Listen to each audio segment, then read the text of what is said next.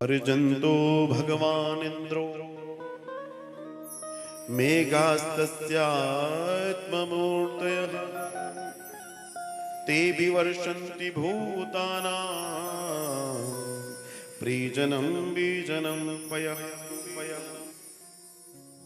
अपने कर्म के अनुसार हर व्यक्ति पैदा होता है, मरता है, सुख दुख भोगता है अपने कर्म के अनुसार। आओ थोड़ा सा और बारीक बताता हूं। जब गर्भाधान होता है और गर्भ में जब बच्चा पल रहा होता है तो जो 5वां 6वां महीना है उसमें आत्मा प्रवेश करती है, सोल। कौन सी आत्मा प्रवेश करती है? असल में शास्त्र कहता है कि आत्मा अपने शरीर का निर्धारण अपनी स्थिति के अनुसार चुनाव करती है। तो आत्मा जिस प्रकृति की होगी पिछले जन्म में, वो वैसे ही प्रकृति के माता पिता को चुनती है, क्योंकि उसकी प्रकृति वही है। फिर वो चुनाव करती है और उस शरीर में प्रवेश करके अपने जीवन यात्रा को जीती है। बहुत ध्यान देने वाली बात है ये। गर्भ विज्ञान बहुत बड़ा विज्ञान है, बहुत बड़ा विज्ञान है। पहले दिन से आत्मा नहीं है, पहले दिन तो सिर्फ एक जीवन पल रहा है। और हमारे यहां पर जब कोई, मान लीजिए आज गर्भाधान हुआ, तो उस रात में उस गर्भाधान का भी नाम है, जिसका नाम है कलल। उसको बोला गया है कलल। जब वो एक दिन का है, एक रात का है। जब वो 10 दिन का होगा तो वो करकंदू है। जब वो 15 दिन का होगा बुदबुदा है। और जब वो 1 महीने का होता है तो जो बड़ी सुपारी होती है, एक होती है सुपारी इतनी बड़ी, एक होती है इतनी बड़ी। इतनी बड़ी सुपारी अगर आपने देखी हो, ठीक वैसे ही सबसे पहले उसका हेड तैयार होता है, सर, गर्भ में। फिर वो सर आदेश करता है, कंधे बनते हैं, नीचे बॉडी बनती चली जाती है। और 2.5 महीने तक पूरे शरीर का निर्माण होता है। और 2.5वें महीने मतलब लगभग 65 दिन के बाद ये निर्धारित होता है कि ये बेटा होगा या बेटी होगी। अगर बेटी होगी तो मां की बाईं कुक्षी में होगी, और बेटा होगा तो मां की दाईं कुक्षी में होगा। 2 कुक्षियां होती हैं, मींस कोक। और इस तरीके से वो पलता है, वो जीवन जीता है। मां के गर्भ में जहां वो है, वो एक झिल्ली है, जैसे गुब्बारा, गुब्बारे के अंदर कुछ रखा हुआ है।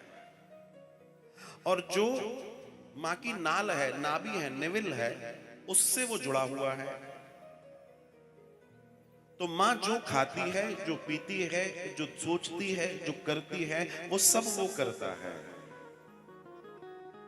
अगर मां तीखा खाती है तो वो अंदर घबराता है, क्योंकि उसको तीखा नहीं सहन होता।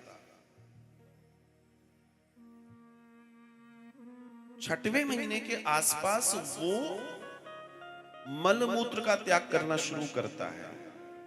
वेस्टेज उसका निकलता है, पर निकल के कहां जाएगा? उसी में है, और उससे वो बाहर नहीं जाने वाला। तो उस मलमूत्र में कीड़े पड़ जाते हैं, और वो कीड़े उसी को काटते हैं, और वो उन यातनाओं के साथ 9 महीने तक गर्भ में रहता है। और गर्भ में उल्टा लटका हुआ है, उल्टा। इसलिए गर्भ में जो बच्चा है उसको हमारे यहां ऋषि भी कहा गया है, क्योंकि वो बहुत जटिल तप कर रहा है, तप रहा है वो अंदर।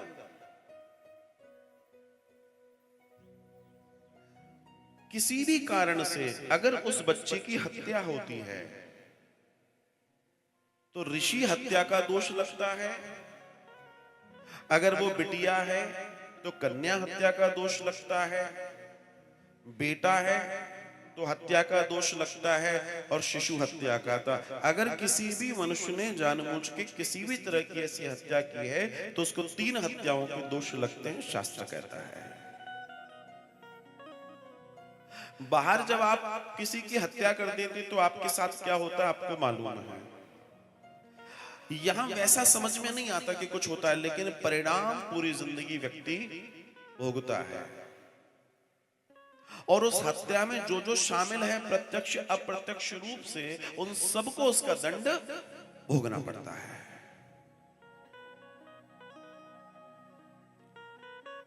आपने नोटिस किया होगा जो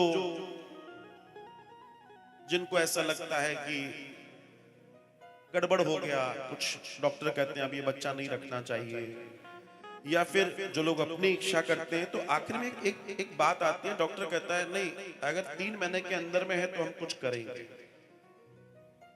उसके बाद नहीं कर सकते।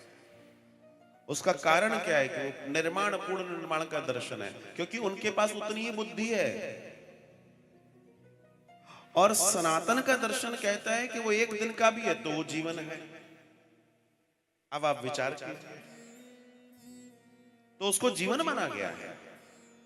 जब 7वां महीना आता है तो उसको फिर पिछले कई सारे जन्म की मेमोरीज, यादें आती हैं, तब वो गर्भ में रोना शुरू करता है। 7वें माह से रोना शुरू करता है, छटपटाना शुरू करता है, हाथ पैर पटकना शुरू करता है, जिसको माताएं या फिर जिनके यहां बच्चा होना, पिताजी मूवमेंट कहते हैं।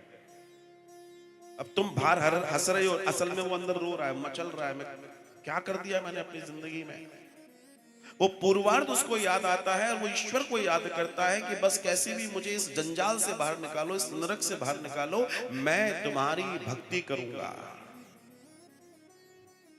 वो रोता है अंदर, और ऐसे करते करते 10वां माह आ जाता है और वो बाहर आता है रोता हुआ, क्योंकि अंदर भी रो ही रहा था। प्रहलाद भजन कर रहे थे, अंदर तो भजन करते हुए आए थे, नारायण नारायण करते हुए आए थे। और वो जिस स्थिति में आता है, फिर दुनिया में उसको प्रथम गुरु मिलती है, माँ पिता से परिचय कराती है, फिर दुनिया से परिचय होता है, और परिचय इतना गाढ़ा होता है, जो अंदर गर्भ में वो कसमें खा रहा था, मैं तेरी भक्ति करूंगा, मैं ये करूंगा, मैं वो करूंगा, वो सब जय जय हो जाती है, और फिर वो अपनी गति से यात्रा करता है। तो यहां भगवान ये बता रहे हैं कि जो भी सुख दुख भय आदि जो भी प्राप्त होता है मनुष्य को पिताजी, अपने कर्मों की वजह से होता है। तो वो आत्मा, आज आप जो भी हैं, जिस स्थिति में भी हैं, जैसे भी हैं, पिछले जन्म में कुछ ऐसी ही स्थिति थी, तो हम वैसी ही आत्मा, क्योंकि आत्मा क्या करती है, कर्मों को ढोकर नया शरीर धारण करती है। इतना तो आप जानते हैं, आत्मा अपने कर्मों के सारे अकाउंट को समेटती है और नए शरीर में प्रवेश करती है। भगवान श्री कृष्ण बता रहे हैं गीता में। तो वो जो लेकर आई है पीछे से, वो वैसे ही वातावरण के माता पिता ढूंढ रही है कि मेरा मामला यहां ऐसे के ऐसे ठीक हो जाए। अगर आत्मा सात्विक है तो वो सात्विक माता पिता ढूंढेगी, सात्विक। अगर आत्मा असात्विक है तो वो असात्विक माता पिता ढूंढेगी।